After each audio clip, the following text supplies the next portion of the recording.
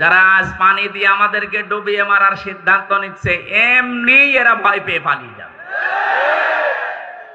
Doctor Mohammad Yunus শুধু একটা ঘোষণা দেয়নি যে 7 সিস্টার কিন্তু থাকবে না।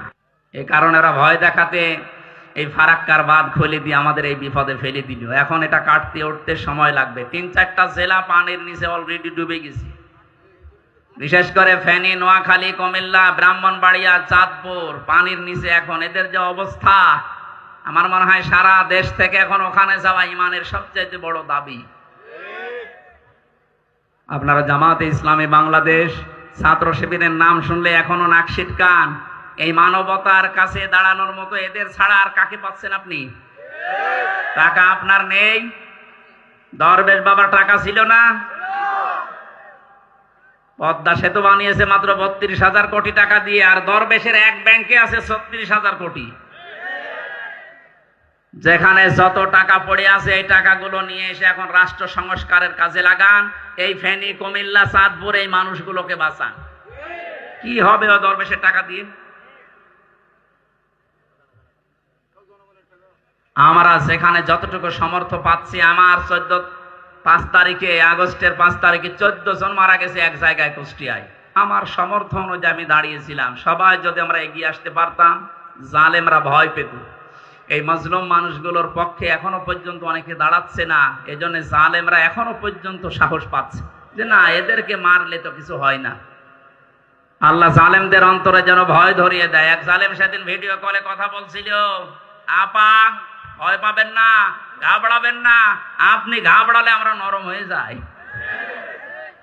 ওরা নরম যে হয়ে গেছে এই ভিডিও কল দেখেই বোঝা গেছে।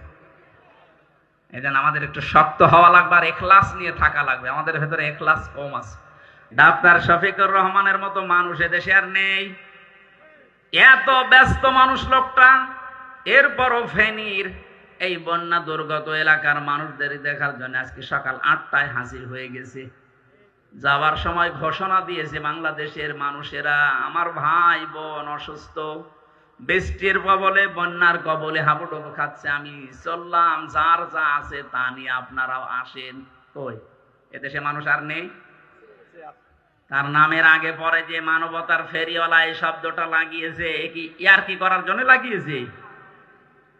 এই জন্য বলছে ওনার অ্যাক্টিভিটিস, ওনার যে ইখলাস আমি কাছ থেকে দেখেছি। চলতে দেন এভাবে, অরাইতান নাসা ইয়াদখুলুনা ফি দীনিল্লাহি আফওয়াজা, এটা দেখতে পাবেন। আল্লাহ বলেছিলেন না, হে নবী, যখন আল্লাহর সাহায্য আসবে তখন আপনি বিজয় দেখতে পাবেন। আর বিজয় যখন আসবে তখন দলে দলে, পালে পালে দেখবেন মানুষ ইসলামে প্রবেশ করছে। এটা আজ এই দেশে শুরু হয়ে গেছে না? অনেক জালেম পর্যন্ত এখন বলছে ভোট আর কারে দেব হুজুর, আপনি দাঁড়ান, আমারে দেখেন কোথা থেকে কোথায় চলে এসেছে। 35% এই জরিপটা যদি ঠিক হয়, জালেমরা যদিও বসেনি, ওরা চেষ্টা চালাচ্ছে গোপনে। আমার মনে হয় আর কিছুদিন সময় এদেরকে দিলে আল্লাহ এদের ইখলাসের দিকে, এদের যে কোরবানি, এরা যে রব বলে টিকে ছিল, এদিকে তাকিয়ে আল্লাহ একটা কিছু দেখাবেন। কোরআনের পাখির সারা জীবনের স্বপ্ন ছিল এটা, যে বাংলাদেশে কোরআনের রাজ কায়েম হবে। আমার মনে হয় তার স্বপ্ন পূরণ হতে যাচ্ছে।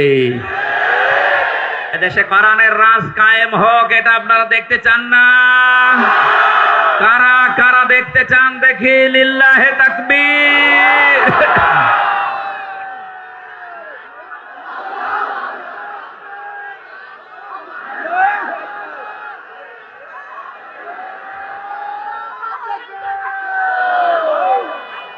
আলহামদুলিল্লাহ ভাই।